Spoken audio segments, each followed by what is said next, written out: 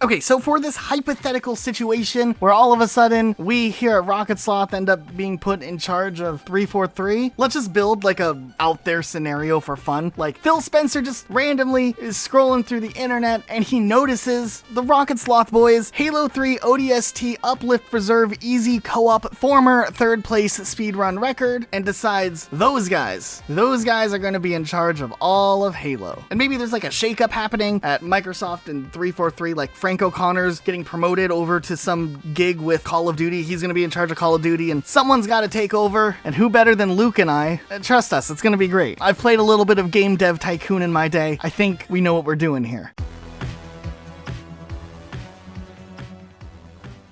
But real talk here, we think we actually would have an interesting perspective to bring if this hypothetical situation was real, or we could just voice our opinions on where Halo needs to go moving forward. And a big thing that definitely has been coming up time and time again when it comes to Halo Infinite's development cycle and different reports that have circulated both before and after the release of Halo Infinite is that, yeah, the development of Infinite was pretty troubled. There were a lot of issues that caused the game's delays and also the limitations that Halo Infinite had upon its release. Jason Schreier actually did a really interesting investigative report on Halo Infinite's development at 343 Industries, and it kind of was brought to light that Microsoft has this policy set up in place where there's this high churn of contract workers who are employed for 15 months at a time, and more often than not are not renewed in their contract to continue employment at 343 or Microsoft. And I genuinely believe that 343, with the talent that it has at that studio, is definitely the most well set up studio to take Halo to a level that fans really want the franchise to go into. I think generally there are the right team and the right employees working there, but having a large number of temporary employees working in and out of the project really couldn't have been all that efficient, because first of all, any employee that was really passionate about the project probably knows that they're going to be seeing the door in a very short amount of time anyways, and I have to wonder what it's like as a permanent employee to try to collaborate with someone that you know is also going to be out the door in a limited amount of time as well. Surely it's got to be difficult to work with someone who is working on some code and then they're gone all of a sudden after they've spent a year working on code, and now it's your job to look at their code, try to figure it out and work on it some more, or revise things and edit things, and you probably have no idea what you're looking at. Don't fully know how game development works in that regard, but I feel like it can't be easy in any scenario. I mean, this is Microsoft that we're talking about, and 343 Industries is a part of Microsoft. Microsoft has a reputation of being probably a really good employer to work for if you can get a full-time job there. So maybe 343 Industries needs to be treated as one of the most kick-ass game development studios in the entire industry, and it can serve as the dream job that you end up landing. And instead of having a workforce where your credits in your game end up being 26 minutes long, maybe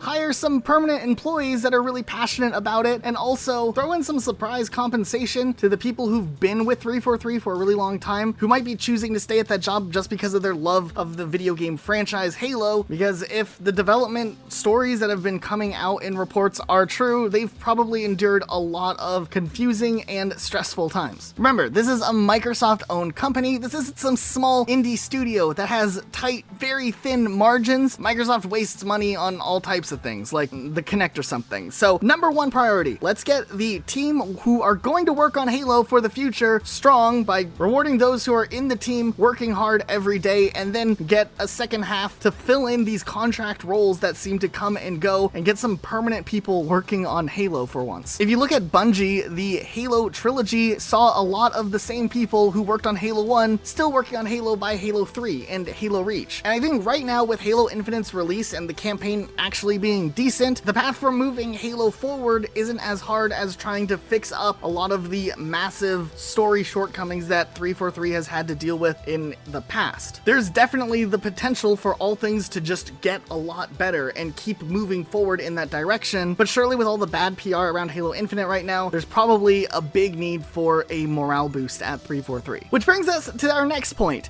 The fact that there is a lot of bad PR with Halo right now and the community, specifically specifically due to the frustrating lack of content in Halo Infinite and kind of the lack of communication that 343 has had with its community so far. I think community managers and social managers who communicate with press releases and talk about the future of Halo have a very difficult job where they have to be very communicative and very active online and show they're part of the community, but then their hands are probably very tied in what they're actually allowed to talk about. Like, I feel like there has to be this rule set of things that they're not allowed to talk about at all, and they have to always dance around these subjects and act like they don't know what's going on, which in some ways can probably be more frustrating to the Halo fan base. And I get it, being too transparent with what's going on with Halo Infinite could have led to a big PR disaster leading up to the release of Halo Infinite, but we're past that point now where any level of transparency can really do a lot for rebuilding trust with the Halo fan base. They've been burned a lot of times in recent years, but sometimes acknowledging shortcomings and being optimistic about the future can really do wonders for how fans are going to perceive a franchise. Just like when the Master Chief Collection was getting those updates that they were finally going to resume development and work on fixing up the game, which got fans hyped again. People were coming back to MCC to do flighting, to really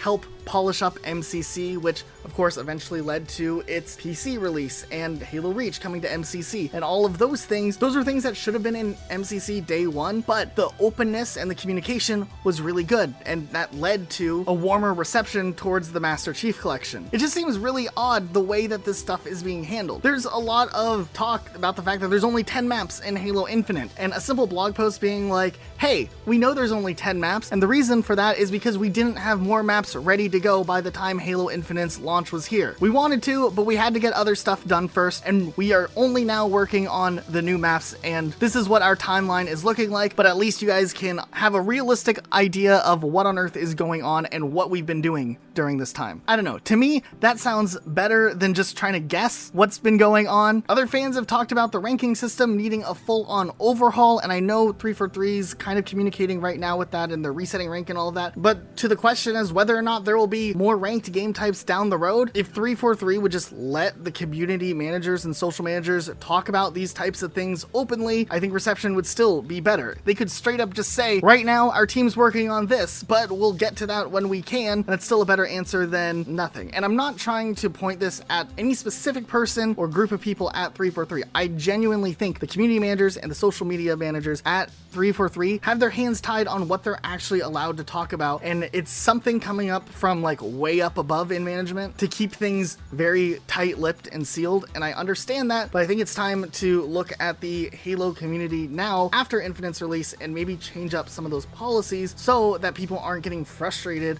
at these other people working at 343 who are the faces of Halo. And that's just in the PR front. When we go into the actual engineering side and the actual future development of Halo utilizing the engine that they have with Halo Infinite, there's probably some work that can be done too, considering what's been reported. This is of course all just based off of what we're able to find out from reports from reputable news sources talking about the development of Halo Infinite. But with all of the development woes that Halo Infinite had and all the things that had to be cut out in development to release Halo Infinite in a timely manner and in a polished manner, surely now would be a great time to go back and try to patch up some of the things that are causing major problems in the development pipeline for Halo Infinite. They need to assemble like a task force, or they need some sort of team of people who are going to go right in and interview the developers themselves to figure out what exactly are some of the biggest roadblocks in the Halo engine and the development process, figure out what things are slowing down production or stopping production, and also what are the things that are stopping little updates like fixing things like Big Team Battle from being rolled out at a much faster and consistent pace. Sure, some things can't be fixed overnight, but maybe a team can start working on processes that could help speed up the process and make the entire hotfixing process much faster and more efficient, and also easier on the developers. Is there something jarring wrong with the engine? Does there need to be some massive engine reworks done to Halo Infinite? Maybe 343 needs to look into adding some ace engineers to the team who can maintain and work on the game's engine and implementation software and all of that stuff to make everybody's job easier. Now, of course, where are we going to find some great computer engineers who know what they're doing and know how to reverse engineer code and rework different things? It's not like Microsoft or anyone would happen to have access to employees like this.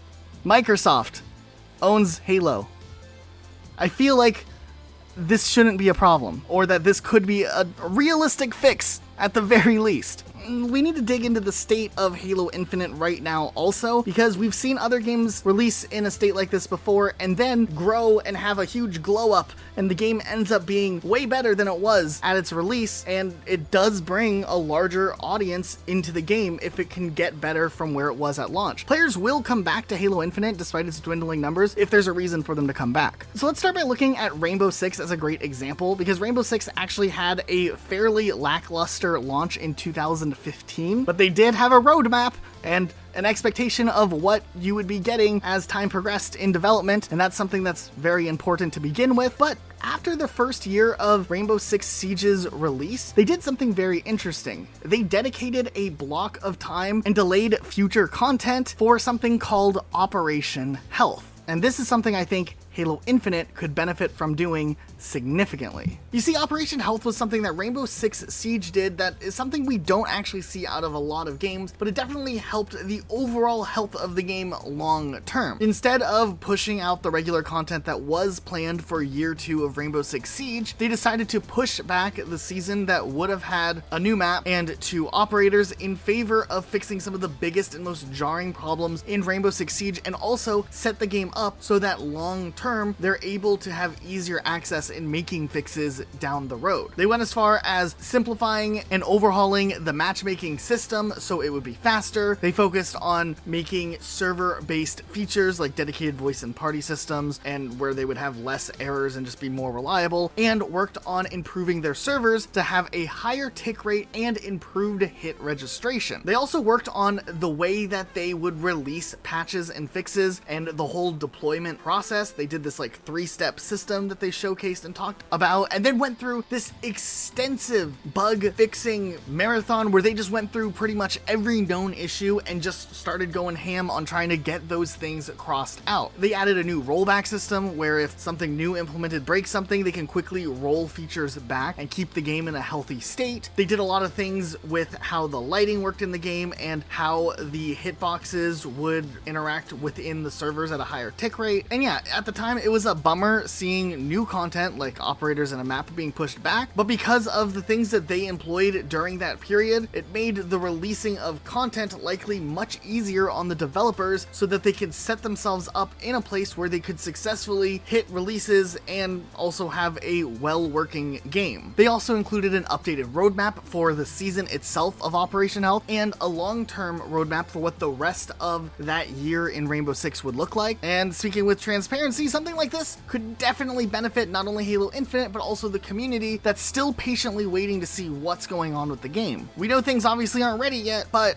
maybe knowing what the roadmap looks like moving forward could just help everyone have a little bit more of a positive outlook to the game. If we know why the things that are taking so long are taking as long as they are, we'll appreciate them more when we actually do get to see them and play them. At this point, it's been a long time since Halo Infinite's released and we haven't had any maps whatsoever. I actually looked into the dates of Halo games releasing and the first map expansions being added into each Halo game, and Halo Infinite has already surpassed a lot of the more recent Halo titles, and now we're kind of going into the territory where it's even surpassed Halo 3 and Reach, and still haven't seen any new map additions, which is interesting because we're really curious where on earth the maps are and what the holdback is. If they're worried about some issues being within some maps or there being bugs, I think at this point it might be best just to start polishing up and finishing up those maps and putting them out there in rotation for players to give feedback on, and just give players something else to play rather than trying to wait for these maps to necessarily be at the 100% perfection that Halo might be aiming for. These maps can be changed and updated over time. And actually, if the map Behemoth has taught us anything, even a map that may look perfectly refined might not be the best and most received map once we go into the more competitive ranked side of things. And Behemoth was eventually taken out of ranked rotation, and that's where I think this could be a really good philosophy to have, where 343 is open in putting in and out of maps in the more competitive playlists, but also maybe having a casual playlist where fans can just jump in and play on a map, even if it is a little bit weird. Then the players can give feedback, the maps can be reworked over time and put back into rotation, and then if the map is at an adequate level, add it to the ranked rotation then. But not having any content for this amount of time is definitely not the way to run a game that's advertised as a live service. We gotta start putting something out, and if the holdup isn't because of map implementation, but something engine-wise that's not letting developers quickly and efficiently add maps into rotation, that's definitely something that needs to also be looked at by the engineering task force that needs to be assembled to help out in streamlining the process of adding fixes and updates to Halo Infinite. I don't know how many people actually work on these systems at 343, and I'm sure they're probably really overworked and could probably use an uplift of extra team members joining in and helping out and really solidifying a team that can assist and rapidly get stuff done. Obviously, custom games is going to need an overhaul. There are so many features that are not included in custom games right now in Halo Infinite, and I realize that that'll probably come sometime along the time that Forge becomes more prominent, or whenever they're ready to start talking about Forge again. But custom games is incredibly important, and one concern we have is the fact that so far we haven't seen too many new game types added to Halo Infinite. We've just had attrition, and it took forever for them to add Team Slayer in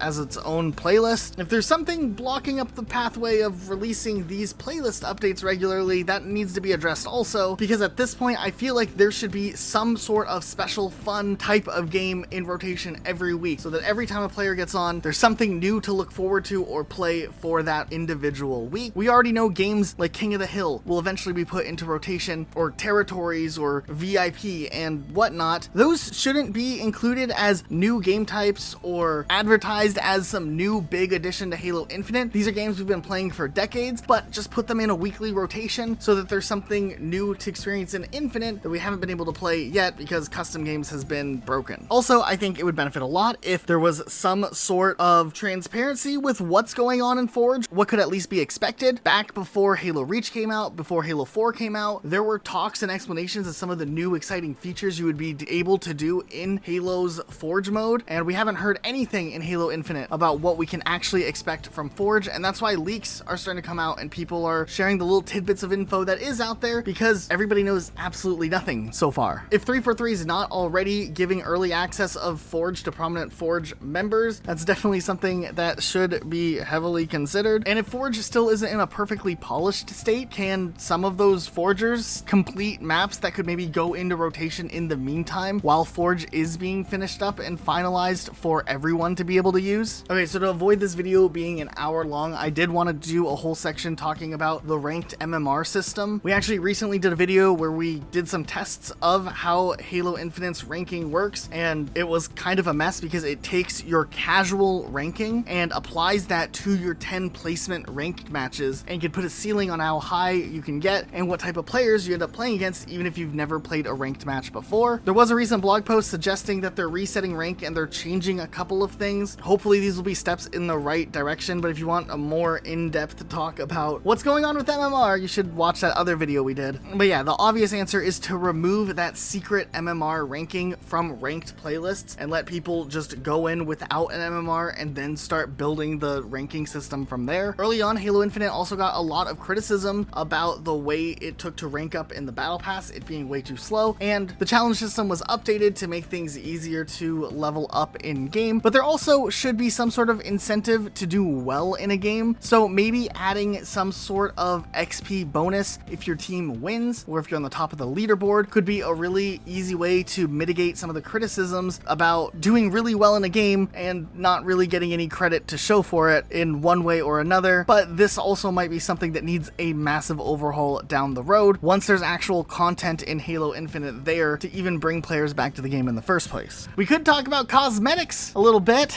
That's been a big issue with Halo Infinite. This one's really complicated because there's obviously a lot of pressure from above, from Microsoft, to have this free-to-play game make money. So they have to monetize the game in one way or another. I think everyone understands that. It's past the point of debating whether or not the game should be free to play. It's about making money now as the game has already released. But let's be real here. Fans were really upset when armor coatings were announced all the way back then, and we were kind of told to trust 343 and that they'd be doing some really cool stuff because of armor coatings. And then Halo Infinite came out, and armor coatings still weren't really that popular. They're pretty much exactly what we thought it would be. Actually, if anything, the armor core system makes things even more egregious, as we can't put coatings on from one armor core to another armor core. So you can spend money on different armor pieces and then realize you can't even use them together. I think it's in Halo's best interest is to take a big L on this one and remove armor cores altogether, or enable cross compatibility with different armor pieces. And as far as coatings go, I feel like players should be able to pick whatever colors they want for their Spartans, and that should just be that without any real issues. And then monetize skins for your armor, for weapons, for vehicles. Nobody's excited about buying a third version of a red armor coating. People might be doing it because they're so limited on what cosmetic items there are actually in the game. If there were some really cool armor skins, like a galaxy looking thing, or maybe a pizza skin, people will spend money on it. They will make themselves look whatever way possible, whatever way they can, and this is still a huge opportunity to monetize the game, but also let players have the choice and freedom to make their character look the way that they want their character to look. Fortnite might have been successful because they did these types of character skins that you buy, and you can't really customize them too much other than variations of their skins, but you can't take a game like Halo, where you've had the ability to customize for all of these years, and take it away and expect fans to accept the armor coating system in the same way that Fortnite fans accepted the way that that game handles cosmetics, because Fortnite never took anything away from players. So just give the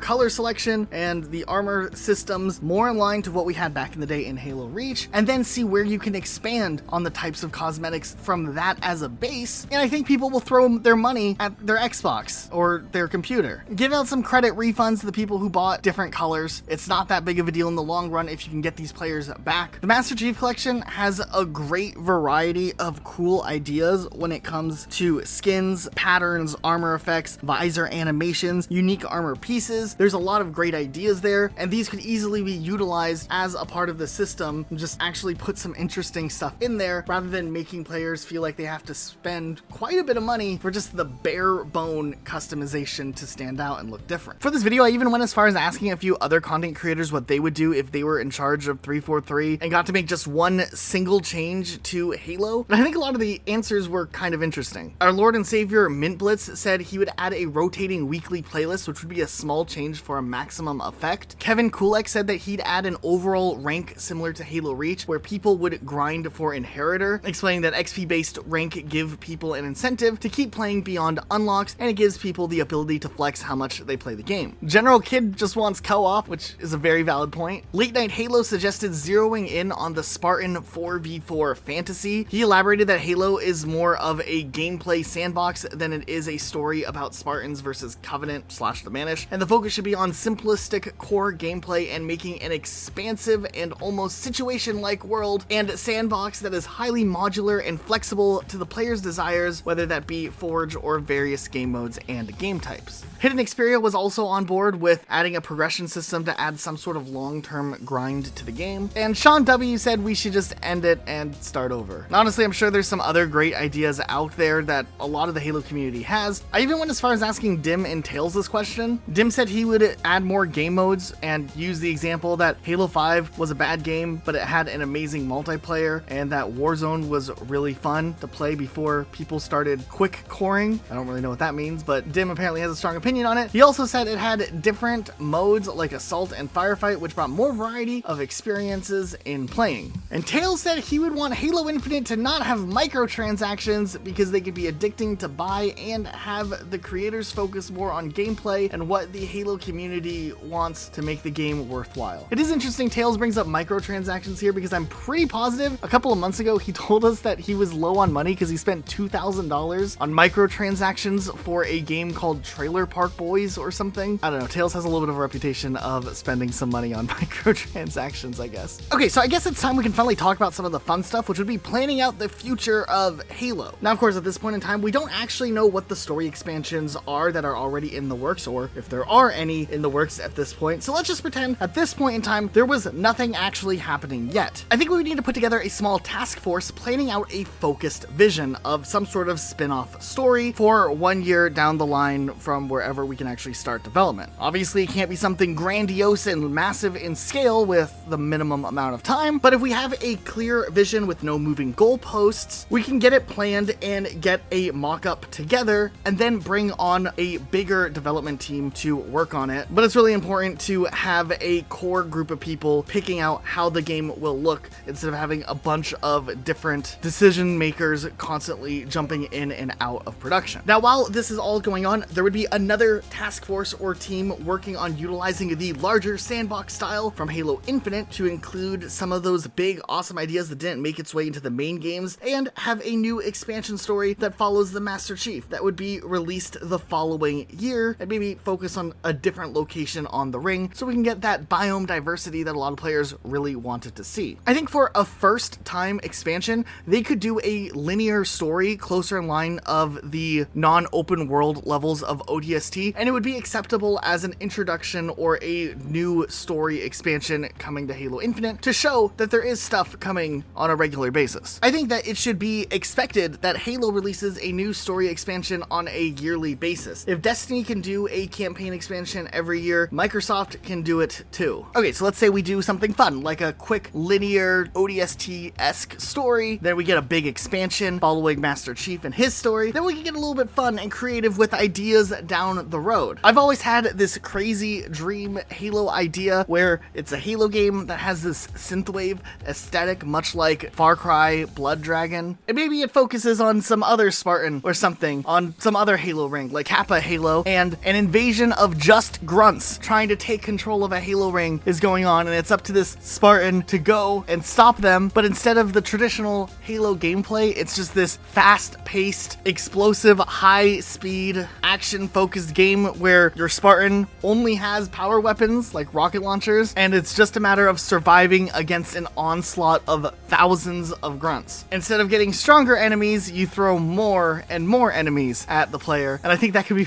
really, really chaotic, but also really fun, especially if it has the right atmosphere and a cool soundtrack accompanying it. For a one-time different story expansion after we've seen a main story expansion showing that this franchise will continue to take care of main characters like Master Chief, I think that would be something really cool to see. And seriously, it just stays as one of my dream ideas for Halo one day. But there's other ideas that they could also do in story expansions. I know a lot of people would love to see a story expansion following the Arbiter once again and give us something that dives more into the Sangheili culture and builds a completely unique story based around that character, especially with how limited his appearances have been over the years. That would be another great way to approach something a lot of fans want, and maybe they could tie that into some sort of season that finally brings playable elites back to Halo Infinite. Now, obviously, this is kind of just our fantasy list of all of the things we'd like to see from Halo one day and what we would do if we were in charge, and I think this is a really cool idea to just kind of spark anyone else's ideas to possibly leave comments down below with what they would do if they were in charge of Halo. So if you have any cool ideas or things that you would think need to be picked up and focused on, maybe leave it in the comments down below. Not only would we be interested in reading it, but it also helps YouTube push this video out into its mysterious algorithm. So we'd appreciate all comments and likes because they actually do go a far way. Anyways, that's it for today. Thanks so much for watching. If you guys didn't know, we actually have a Patreon that we never promote, and if you want to help support us making content like that, you can check out our Patreon, link in the description down below. Here are some of our backers who've been supporting us for a really long time, which is pretty cool. And that's it for today. We'll see you guys next time. Bye.